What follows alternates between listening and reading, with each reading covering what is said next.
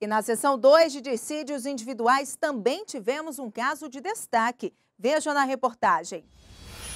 Por unanimidade, a seção 2 de dissídios individuais do Tribunal Superior do Trabalho retirou a condenação imposta à IGB Eletrônica, antiga Gradiente Eletrônica, que determinava o pagamento de indenização por dano moral a um advogado com cidadania portuguesa. O profissional recorreu à Justiça do Trabalho, alegando ter sido alvo de piadas devido à nacionalidade, mas o entendimento foi que o caso não é competência da Justiça do Trabalho. O relator do processo na SDI2, ministro Alexandre Agra Belmonte, verificou que na reclamação trabalhista original, o advogado pediu o reconhecimento da relação de emprego, o que não foi concedido pelos ministros da primeira turma. A turma, no entanto, manteve a condenação da empresa ao pagamento por dano moral. Os ministros da SDI2 observaram que a primeira turma se baseou na súmula 126 do TST, que diz ser incabível o recurso de revista ou de embargos para reexame de fatos e provas.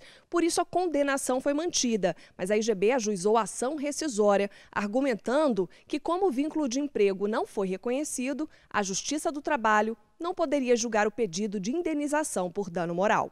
A empresa fundamentou-se no Código de Processo Civil de 1973. De acordo com o artigo 485, inciso 2º, a sentença de mérito transitada em julgado pode ser rescindida quando proferida por juiz impedido ou absolutamente incompetente. O relator do processo considerou a orientação jurisprudencial 124 do TST pela OJ na hipótese em que a ação rescisória tem como causa de rescindibilidade o inciso 2º do artigo 966 do Código de Processo Civil de 2015, ou seja, o inciso 2º do artigo 485 do Código de Processo Civil de 1973, a arguição de incompetência absoluta não precisa de pré-questionamento. Para o ministro Alexandre Agra Belmonte, o caso é de competência da Justiça Comum. As controvérsias oriundas das relações decorrentes dos contratos de natureza eminentemente civil,